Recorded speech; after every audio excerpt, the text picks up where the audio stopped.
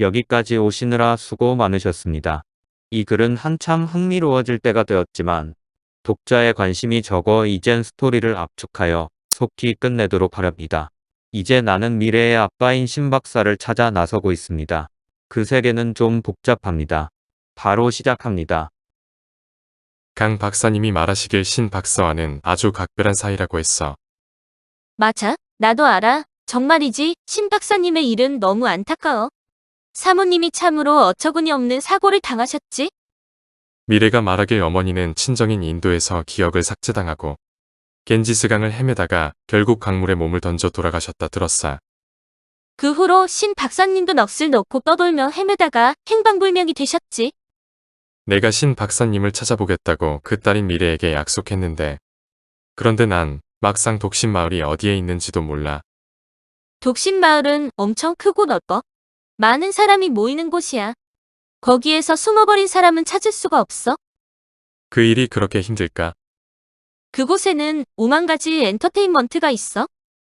사람들은 매트릭스 등의 수많은 가상 세계와 또 다른 신자유 세계를 자유분방하게 떠돌아다니까 설사 그 위치를 안다고 하더라도 만나기는 힘들 거야. 게다가 그곳을 돌아다니는 사람들은 대부분 자신의 위치 추적을 거부해버리지. 맞아. 신 박사님도 텔레매틱스를 아예 꺼버린 상태인가 봐. 그럴 거야. 단 나의 이모가 독신마을의 행정사무소에서 일하고 계시는데 너에게 혹시 도움이 될지도 모르겠네. 그래. 정말 다행이다. 아무것도 모르는 나에게는 조금만 도와줘도 큰 힘이 돼. 그럼 내가 미리 이모에게 이야기해 둘 테니 이 명함으로 찾아가 만나보도록 해. 언제 떠날 생각이니? 지금 당장 갈 거야. 고마워 누나. 박사님께는 작별 인사도 안 하고 갈 거야? 누나는 즉시 강 박사에게 전화했다. 주세고 씨가 떠나겠다고 하는데요. 아, 네? 네. 님은 더 해줄 말이 없대? 다만 목걸이를 잘 사용하여 각별히 몸조심하라는데? 나는 국제환경조정회관을 나오며 강 박사가 준 목걸이를 즉시 시험해 보았다.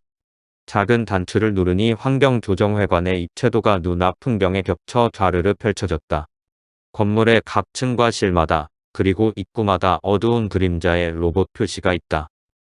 보이지 않는 곳에 생각보다 많은 로봇들이 숨어 있거나 돌아다니고 있었다. 김하나가 걸어가는 뒷 모습은 노란 윤곽으로 보인다. 누나는 분명 인간이었다. 정문에서 나를 가로막았던 경비원들도 모두 휴머노이드였다. 나는 자전거를 타고 되돌아 내려가면서도 산길 주변을 수시로 확인해 보았다. 보이지 않는 숲속 곳곳에도 기계 로봇과 감시 카메라가 있었다. 오전에 처음 산으로 들어올 때는 연구소가 다소 멀다는 느낌이었는데 얼마 내려가지 않아 칠봉산 호텔의 높은 안테나에서 햇빛이 반짝이는 게 보였다.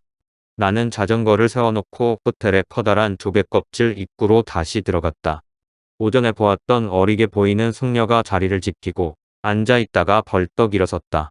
나는 그녀가 하얀 모자를 쓰고 있어 로봇인지 궁금하여 다시 확인해 보았다. 나의 직감이 맞았다. 그녀는 로봇이 아니었다. 그러나 건물 안에는 수많은 로봇이 곳곳에 숨겨져 있는 게 보였다.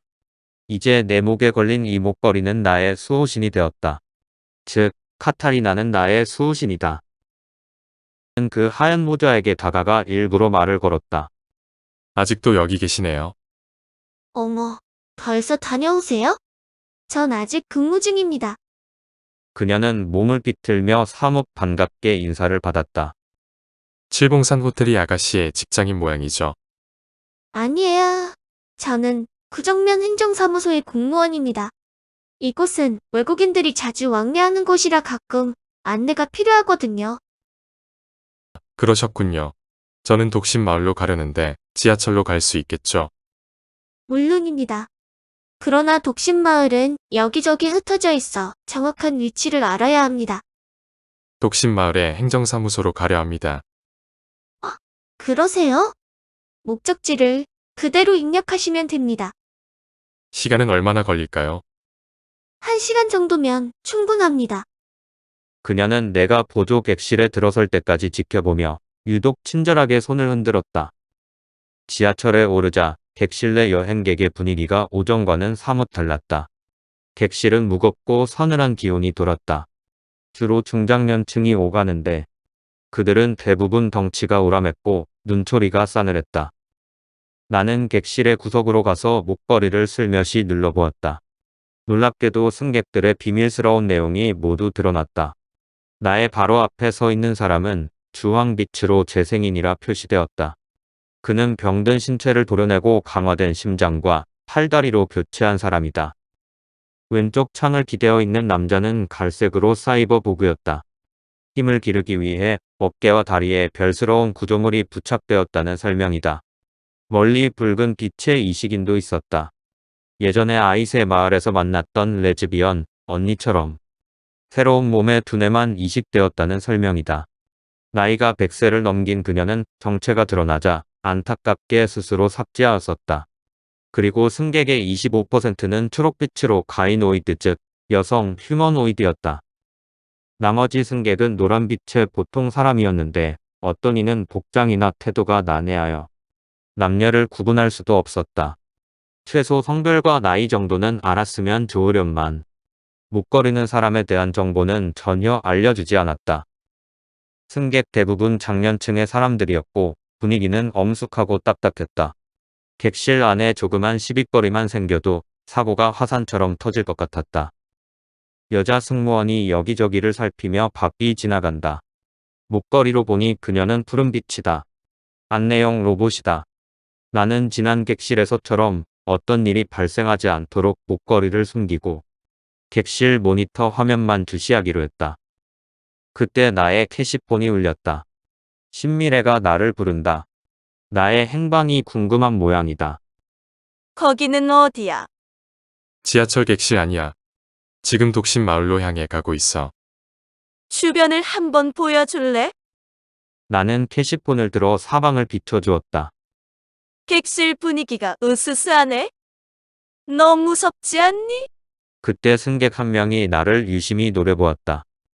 우리는 거의 귓속말하는데 그는 우리의 대화를 모두 알아듣는 듯한 표정이었다. 이곳 승객들은 좀 특별한 사람들이 많아. 한 사람이 우리의 대화를 엿듣고 있어. 아마 청력과 시력 등을 교정한 증강인인가 봐. 그래? 너 조심해야겠구나. 나는 지금 식품이 들어와서 검수하는 중이야. 그럼 나중에 다시 연락하자. 그렇게 갑갑했던 객실을 떠나보내고 나는 어렵지 않게 독신마을 사무소에 도착했다. 그곳은 아이세 마을보다 몇 배나 더 커다란 도명 건물 안에 있었다. 김하나의 이모는 이목구비가 푸짐하고 건강한 여인이었다.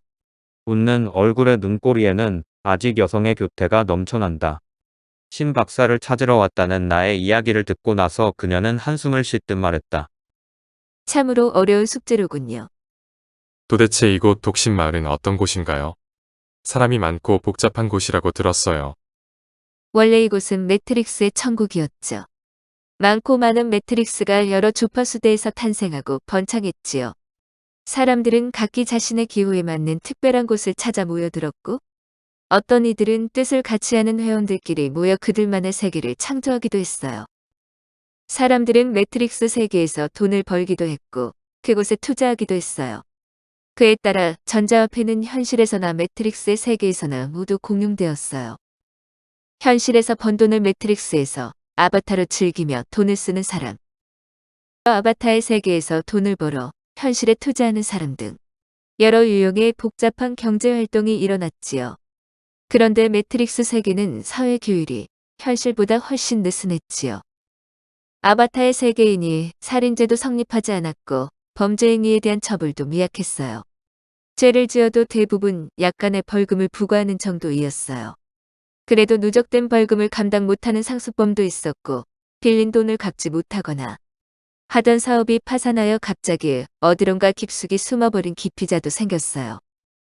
전자화폐는 누구든 어느 세계에서나 통용되었지만 사용하는 아바타의 신분은 얼마든지 변조하거나 감쪽같이 사라질 수도 있기에 일부 매트릭스 세계는 적자가 늘며 큰 혼란이 생겨났지요.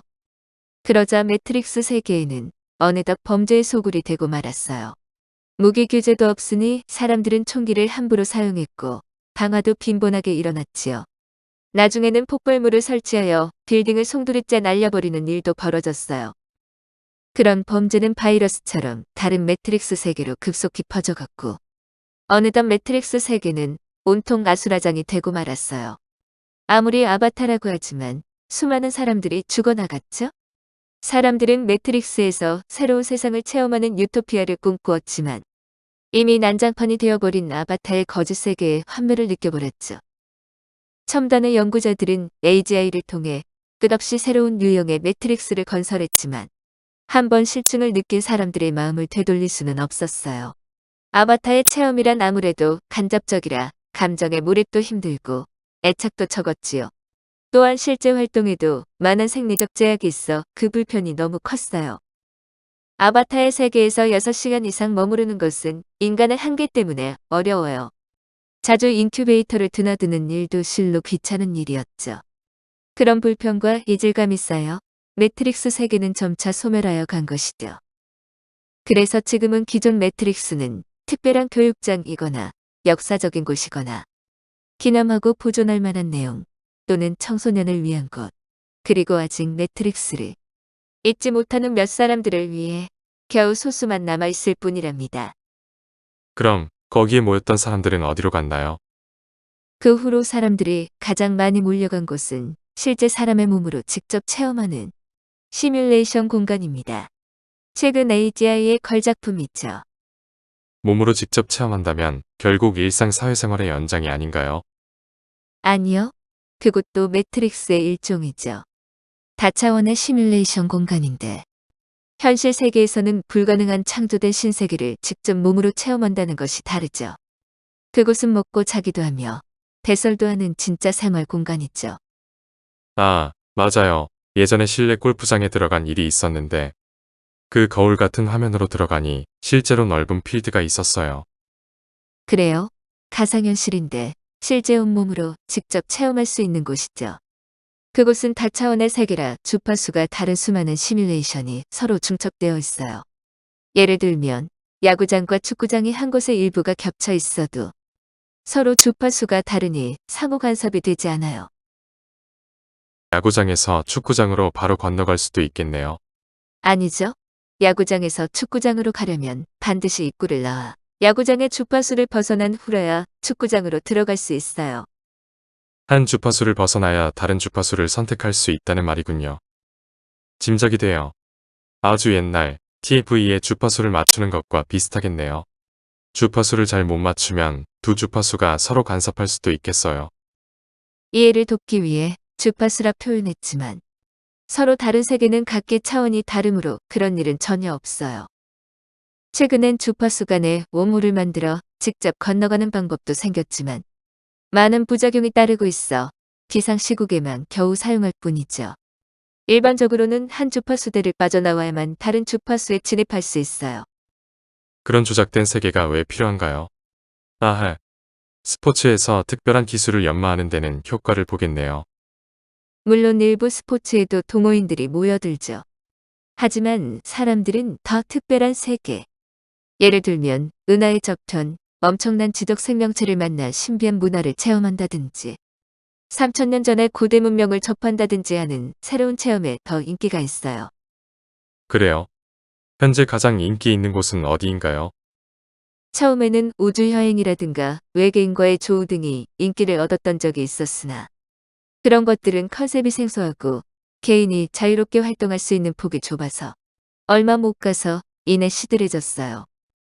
지금은 상상하지 못할 고대의 환경에서 자신이 직접 문명을 창출해 나가는 컨셉에 사람들이 계속 모여들고 있어요.